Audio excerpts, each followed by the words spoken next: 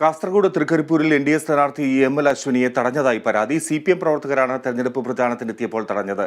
സ്ത്രീത്വത്തെ അപമാനിച്ചതിനും ജനപ്രാതിനിധ്യ നിയമപ്രകാരവും പോലീസ് കേസെടുത്തു.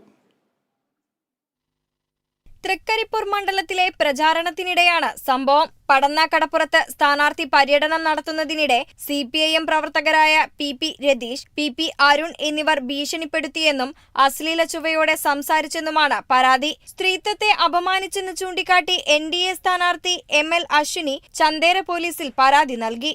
ഒരു സ്ത്രീക്ക് ഇവരൊന്നും റെസ്പെക്ട് കൊടുക്കാത്ത ഒരു സ്ത്രീക്ക് ഒരു അപമാനം ചെയ്തിട്ടുള്ളതാണ്.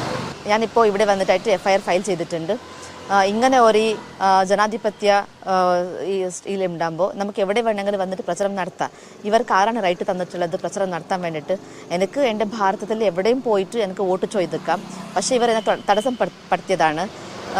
പിന്നെ എൻ്റെ തന്തനല്ല വിളിച്ചിട്ടുള്ളത്. അതാണ് എനിക്ക് വിഷമമായിട്ടുള്ളത്. ഇത് എത്ര പെട്ടെന്ന് നടപടി എടുക്കണമെന്ന് ഞാൻ അവരോട് പോലീസിനോട് അഭ്യർത്ഥിച്ചിട്ടുണ്ട്.